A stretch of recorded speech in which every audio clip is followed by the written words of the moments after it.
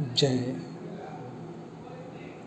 विश्वनाथ बब्बा की, जय माता रानी की। दोस्तों, शुरू करते हैं आपके 9 मई के करंट अफेयर्स को, जहाँ पे हम देखेंगे जो हमारे करंट अफेयर्स हैं, अर्थव्यवस्था, राष्ट्रीय नियुक्तियाँ, खेल और पर्यावरण। इन सभी टॉपिक से रिलेटेड जो भी न्यूज़ जो बनी हैं, जो SBI, PO, IBPS, जो IBPS, SBI, PO, NABARD, RBI में पूछे जाएंगे, वो सभी करंट अफेयर्स मैं लेके आपके पास आया हूँ। तो चलिए शुरू करते हैं पहले न्यूज़ से, जो हमारी आ रही है कहाँ से, अर्थव्यवस्था से। दोस्तों, जो हमारी पहली न्यूज़ आ रही है वो है अर्थव्यवस्था, इकोनॉमिक फील्ड, अर्थव्यवस्था।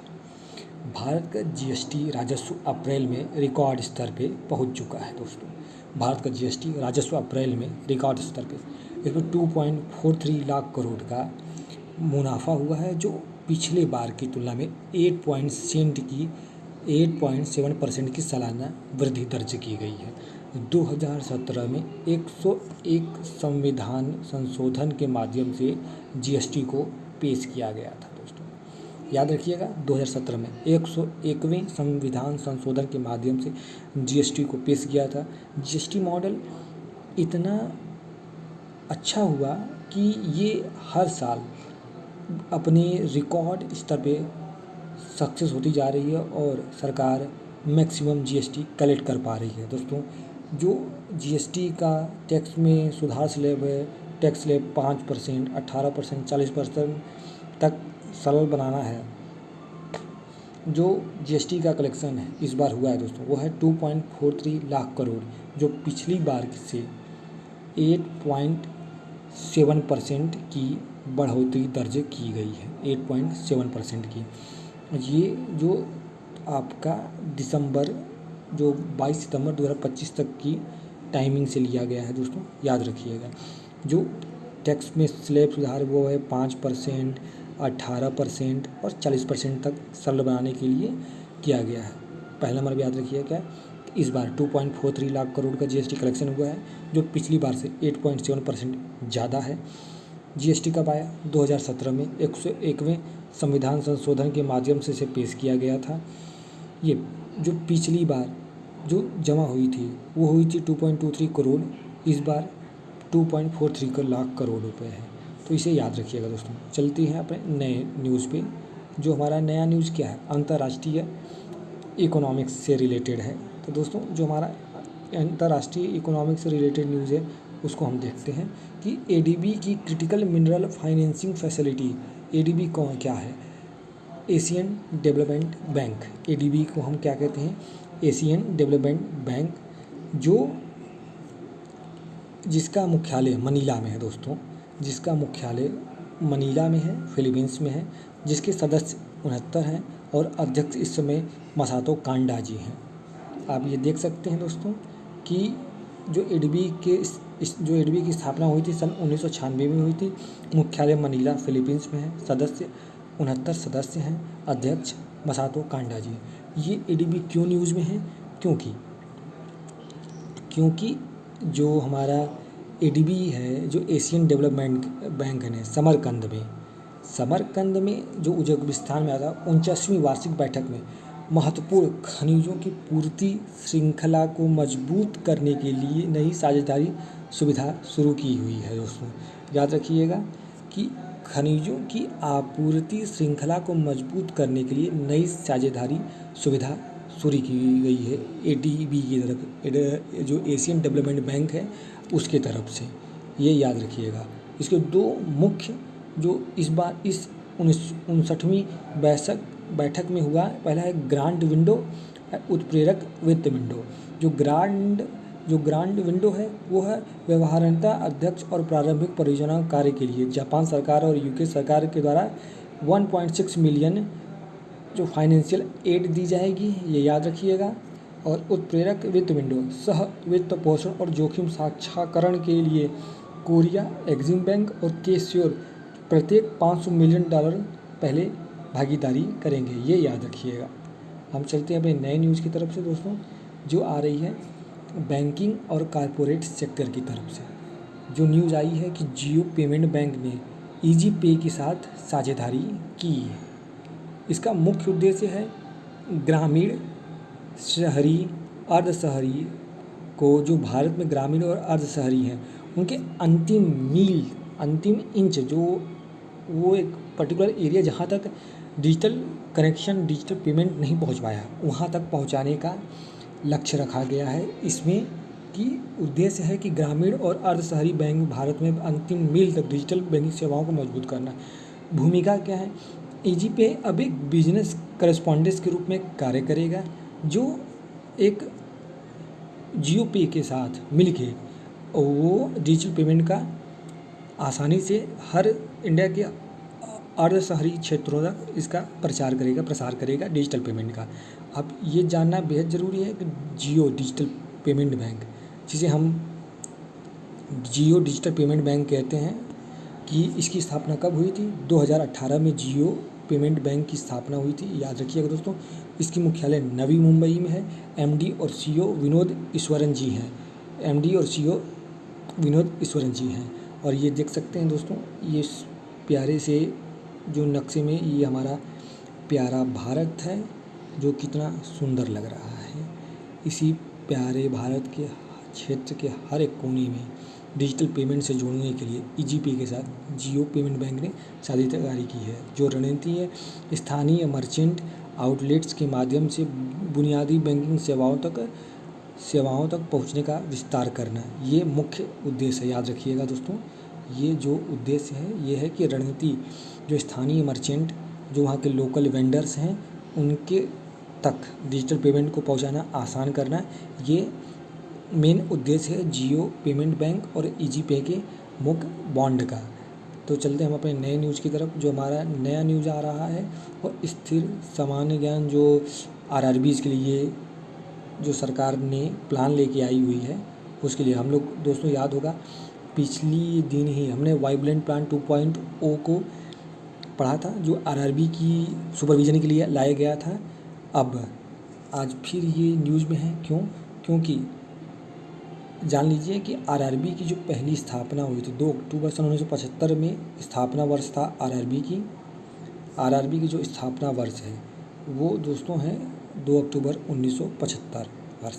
नरसिम्हा समिति की सिफारिश पे आरआरबी की स्थापना की गई थी। जो आरआरबी अधिनियम 1976 में आया। आप ये को लग रहा होगा कि स्थापना तो 1975 में हो गई, क्षेत्र अधिनियम, हाँ दोस्तों, ये 1 वर्ष पहले ही आरआरबी बन गई थी, लेकिन उसके लिए अधिनियम 1976 में बनाए गए थे। पहला जो आरआरबी है वो था प्रथमा ग्रामीण बैंक और उसकी अधिकृत पूंजी थी 2000 करोड़ रुपए। दोस्तों याद रखिएगा कि जो आरआरबी है, आरआरबी में 50% स्टेक सेंट्रल गवर्नमेंट का होता है, 35% संयोजक बैंक का होता है और 15% उस राज्य का होता है जिस राज्य में आरआरबी है। उसका सुपरविजन आरबीआई भी करती है और नाबार्ड भी करती है। रूल रेगुलेशन आरबीआई बनाती है, नाबार्ड उसी फंक्शनिंग देखती है दोस्तों। तो ये याद रखिएगा। हम चलते हैं अपने न्यूज़ में। हमारी जो न्यूज़ है वो आ रही है अपॉइंटमेंट को लेके कि किन की अपॉइंटमेंट हुई है। तो आप देख सकते हैं शशि शेखर वेम्पति जी की जो अध्यक्ष बने हैं central board of film certification के, CBFC के, central board of film certification CBFC कि जो शशि शेखर वेम्पति जी हैं वो नए अध्यक्ष बने हैं central board of film certification की, जो रिप्लेस कर रहे हैं प्रसून जोशी जी को। उनका मुख्य जो CBFC के अध्यक्ष का कार्यकाल होता है वो 3 वर्ष का होता है, तो ये याद रखिएगा। और किसको रिप्लेस कर रहे हैं? प्रसून जोशी जी को रिप्लेस कर रहे हैं। ये याद रखिएगा कि CBFC की स्थापना 1991 में हुई थी और इसका मुख्यालय मुंबई में है। ये भी याद रखिएगा, तो ये स्टैटिक है नॉलेज। और दूसरा चलते हैं हमारी अपॉइंटमेंट को लेकर। R Vijay Anand ji MD and CEO हैं सिटी यूनियन बैंक के, जिनका अभी नए R विजय आनंद जी को चुना गया है MD CEO city Union bank का। ये पहले RBL बैंक में कार्यरत थे। ये N कामाकोडी जी की जगह लेंगे सिटी यूनियन बैंक में। सिटी यूनियन बैंक की स्थापना 1904 में हुआ था। मुख्यालय कुंभकोणम में है, ये याद रखिएगा दोस्तों। हाल ही में और भी देख लेते हैं कौन कौन सी नियुक्ति हुई दोस्तों। देवदत्त चंद्र जी MD CEO हैं बैंक ऑफ बड़ौदा के, याद रखिएगा, ये है नई नियुक्ति दोस्तों। आशुतोष चौधरी ED हैं इंफॉर्मेशन डायरेक्टर इंडियन बैंक के, ये याद रखिएगा। देवाशीष पांडा चेयरमैन हैं बंधन बैंक के, ये भी याद रखिएगा। B Ramesh Babu MD and CEO हैं करूर व्यास बैंक के, ये याद रखिएगा दोस्तों। ये वो सारी नियुक्तियां हैं जो इस बार करंट न्यूज़ में बनी हुई हैं, और ये वो नियुक्तियां हैं जो अभी स्टैटिक हुई हैं, जो अभी करंट में 8 मई को हुई हैं। तो याद रखिएगा कि शशि शेखर वेम्पति जी हैं जो CBFC के नए अध्यक्ष बने हैं, प्रसून जोशी जी को रिप्लेस किया है, और इसकी स्टैटिक को भी याद रखिएगा दोस्तों। तो हम चलते हैं अपने नए पे, जो दोस्तों ये प्रशस्त 2.0 दिव्यांगत की प्रारंभिक पहचान करने के लिए प्रशस्त 2.0 प्लान लाया गया है। इसके तहत NCERT द्वारा विकसित digital platform pre assessment holistic screening tool, जो 2016 के अधिनियम के तहत 21 प्रकार की दिव्यांगताओं की पहचान के लिए लाया गया है। इसमें ये 2 चरणों में होगा, पहला चरण, दूसरा चरण।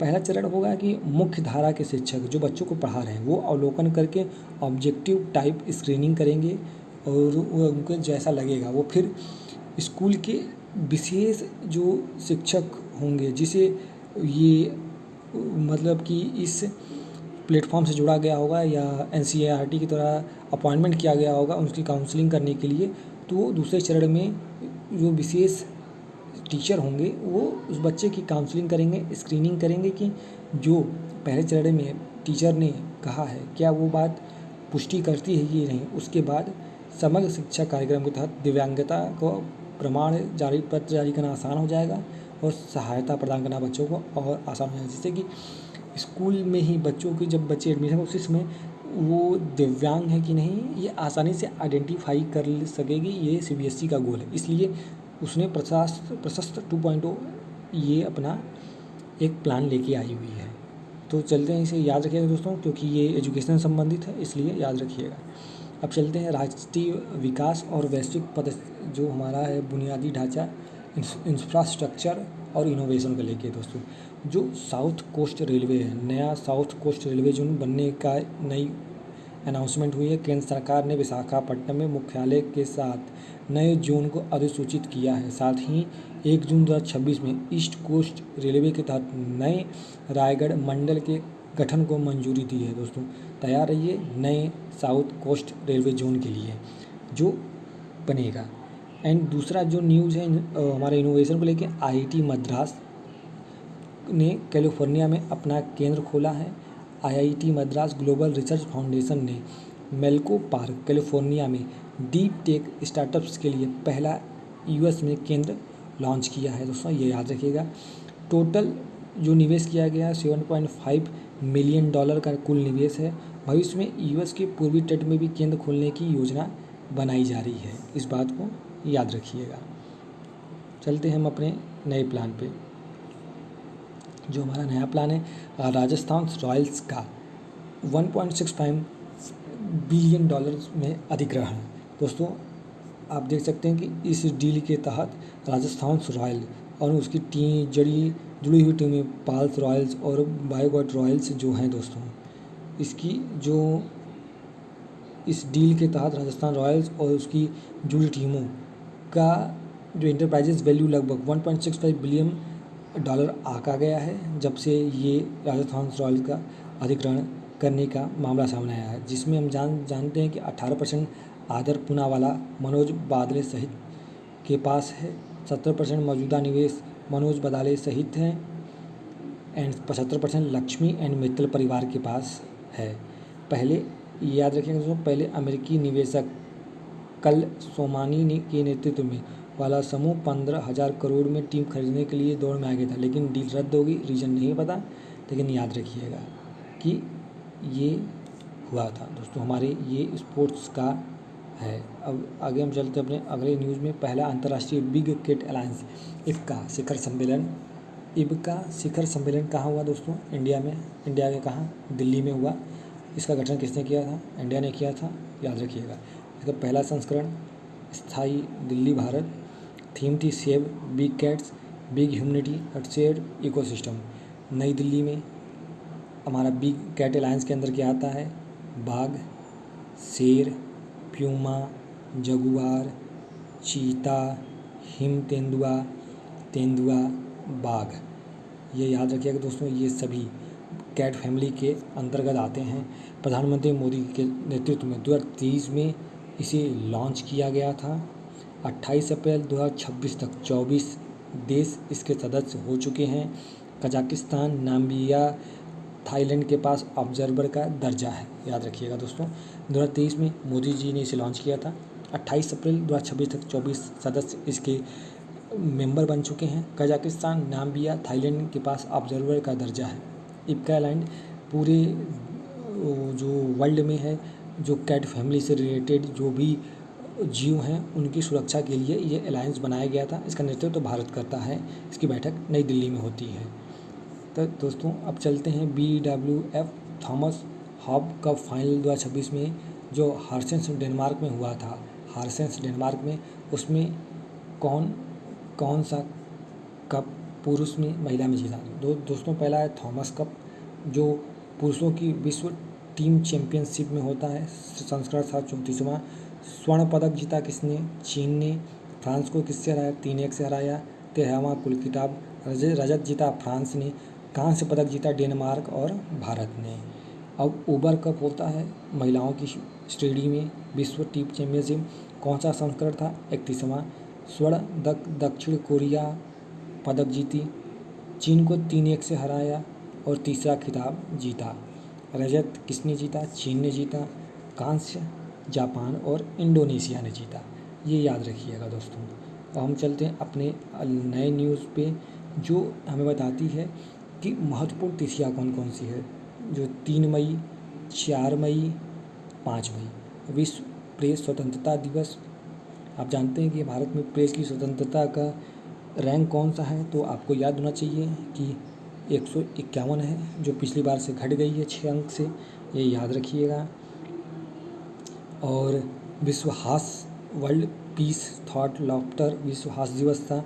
4 मई को अंतर्राष्ट्रीय अग्निशामक दिवस था। एंड 5 मई को विश्व कार्टूनिस्ट दिवस, विश्व हाथ स्वच्छता दिवस, अंतर्राष्ट्रीय दाई दिवस और विश्व अस्थमा दिवस।